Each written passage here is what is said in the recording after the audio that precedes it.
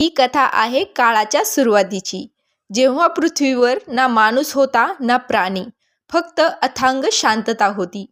ब्रह्मदेवाने सृष्टी निर्माण केली खरी, पण त्या सृष्टीला चालवण्यासाठी, मानवांना ज्ञान देण्यासाठी आणि धर्माची स्थापना करण्यासाठी त्यांना सहाय्यकांची गरज होती. ब्रह्मदेव एकाग्र झाले आणि त्यांच्या मनातून तेजपुंज अशा 7 आकृत्या प्रकटल्या.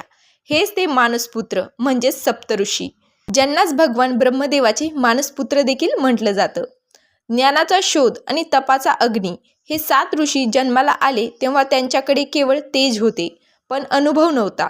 मग हे 7ही जण हिमालयाच्या बर्फाने भरलेल्या शिखरांवर निघून गेले. तिथे त्यांनी हजारो वर्ष अन्न पाण्याविना तपश्चर्या केली. थंडी, वारा, पाऊस कशाचीही त्यांना तमा नव्हती. एका पौराणिक कथेनुसार जेव्हा हे 7 ऋषी ध्यानात बसले होते, तेव्हा प्रत्यक्ष भगवान शिव, म्हणजे ज्यांना आदिगुरु पण म्हणतात, असे आपले भगवान शिव त्यांच्यासमोर प्रकट झाले. भगवान शिवाने त्यांना योग, तंत्र आणि विश्वाचे गुपित शिकवले.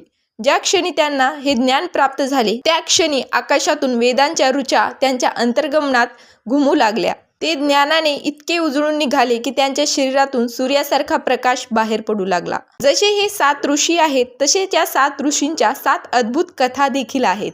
पहिले ऋषी आहेत विश्वामित्र, ज्यांना जिद्दीचा महासागर पण म्हणतात.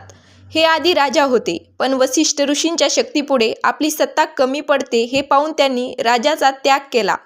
हजारो वर्ष खडतर तप करून त्यांनी स्वतःचे वेगळे स्वर्ग निर्माण करण्याची ताकद मिळवली आणि जगाला सर्वात शक्तिशाली गायत्री मंत्र देखील दिला. दुसरे ऋषी आहेत ऋषी वसिष्ठ, ज्यांना शांततेचे प्रतीक देखील मानले जाते. हे भगवान श्रीरामांचे गुरु देखील आहेत आणि त्यांच्याकडे कामधेनू नावाची गाय देखील होती. त्यांनी जगाला शिकवले की रागावर विजय मिळवणे हीच सर्वात मोठी शक्ती आहे. तिसरे ऋषी आहेत ऋषी अत्री आणि माता अनुसया. अत्री ऋषींच्या तपाने आणि अनुसयेच्या पतिव्रत्याने प्रत्यक्ष ब्रह्मा, विष्णू आणि महेश यांना लहान बाळे होऊन त्यांच्या घरी यावे लागले. यातूनच दत्तगुरूंचा जन्म देखील झाला होता.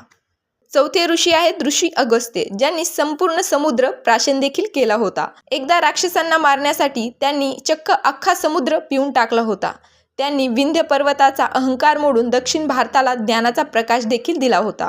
पाचवे ऋषी आहेत गौतम ऋषी, ज्यांनी आपल्या तपाने माता गंगेला प्रसन्न केले आणि महाराष्ट्राच्या मातीत गोदावरी नदी आणली. 6वे ऋषी आहेत जमदग्नी, जे भगवान परशुरामांचे वडील आहेत. ते अत्यंत शिस्तप्रिय आणि शिखर तपाचे धनी होते. 7वे ऋषी आहेत ऋषी भारद्वाज. हे त्या काळातील वैज्ञानिक होते. त्यांनी विमानशास्त्र आणि आयुर्वेद यावर संशोधन करून मानवाचे जीवन सुसह्य केले. जेव्हा या सप्तऋषींचे कार्य पूर्ण झाले, तेव्हा ब्रह्मदेवाने त्यांना आकाशात अढळ स्थान दिले. आजही तुम्ही रात्रीच्या वेळी उत्तर दिशेला पाहिल्यास तुम्हाला प्रश्नचिन्हाच्या आकाराचे 7 तारे दिसतात. हे फक्त तारे नसून ते 7 ऋषी आहेत, जे आजही तिथून संपूर्ण जगावर लक्ष ठेवून आहेत. आपण कोणत्या ऋषीचे वंशज आहोत हे सांगण्यासाठी आजही प्रत्येक हिंदू आपली ओळख गोत्राने करून देतो. ही कथा आपल्याला शिकवते की ज्ञान हे सहज मिळत नाही, त्यासाठी तप आणि जिद्द ही असावीच लागते.